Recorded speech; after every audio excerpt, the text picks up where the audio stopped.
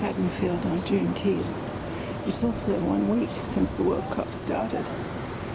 And Haddonfield it's a federal holiday, so the post office is closed. And a lot of people are on vacation. The schools have closed. Plenty of cars. I'm walking towards Haddon Avenue, the main drag, through Christian Science Reading Room. I've never been in there, not even in the 43 years I've been here. And there's the recruiting office where I protested with a whole lot of people from Pax Christi. We protested the first Gulf War, 1991.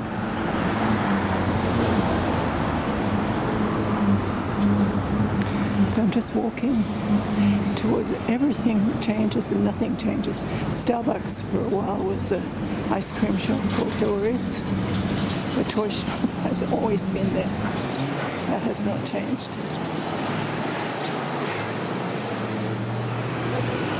That house on the corner, that business on the corner that's all closed up, that used to be a dress shop.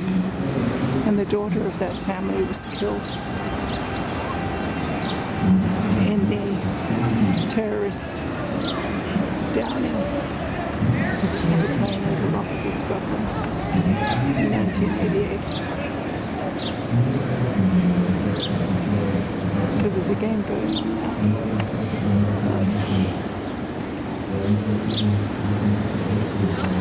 Haddonfield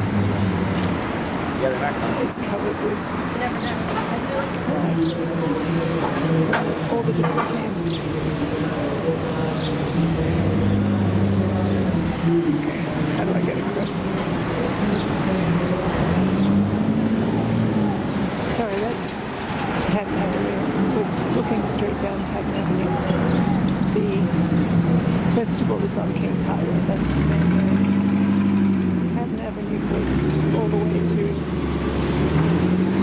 Hampton in that direction. And stops in this direction.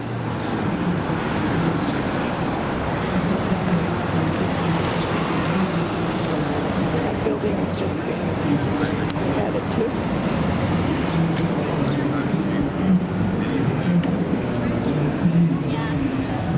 Like you said, it's I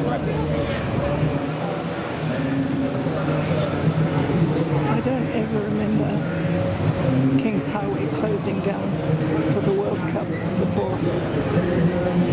But a lot of things have changed.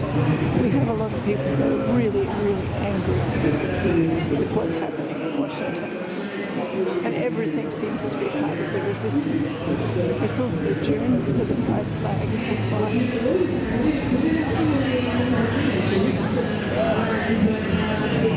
It's about 2 o'clock in the afternoon. And he's come into this World Cup scoring 2 goals. That's not an easy thing to do, even against a Paraguayan team. And I think what I love about Flo is the way that he can create opportunities on his own. You know, his second goal that he scored was, I think, one of the top goals so far of the tournament. Just creating that space, the awareness, you know, bending the ball in the back of the net. And he's just a sniper in front of the net. And just his patience and the positioning that he has up top. Linking up with players when needed, holding up the play, running behind, you know. This is all running up to the 250th anniversary signing of the Declaration of Independence. Let's be honest, I found myself saying I came in for a Ronaldo or a McBride or an Altidore like you mentioned. And you know, this is giving us hope that there is someone up top that we can consistently count on to score goals, who can finish the plays that others create, but also create something for himself, can defend when needed.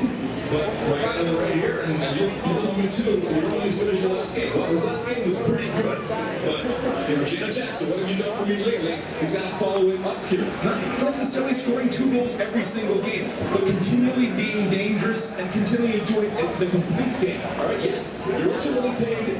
But you get all the glory because you scored the goals. But he This does has so changed much a more lot. than scoring goals. The runs that he makes And at open up night, space for others. The things that he it's does lit up on in defense, red, white, all and of blue. that plays into I guess just because of the 250th anniversary. This has been completely revamped. rasping water, the soil is out. Apartments were built on top of that.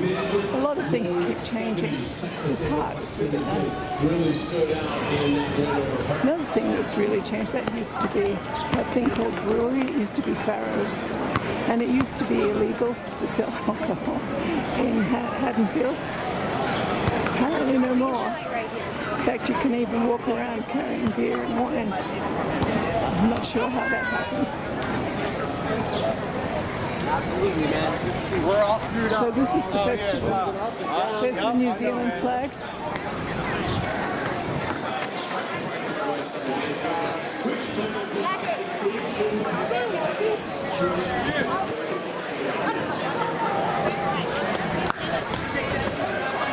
So there's plenty going on.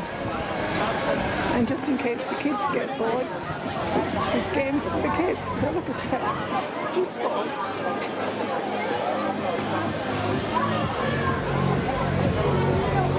Now soccer is big in Haddonfield for kids. Kids start playing it at 6.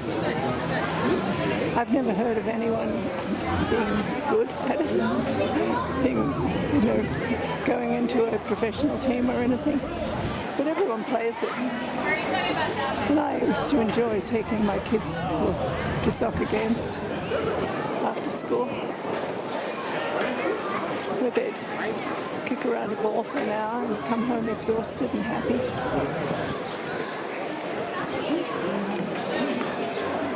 There are a lot of churches in Haddonfield. That's the Baptists. The Episcopal's on the right, down the street. Down another, and down this street too, there's also a huge Methodist church. And then there's a Presbyterian church, which is, it's down, that's the street that we're coming to. And of course there's an enormous Catholic church and school just down the street.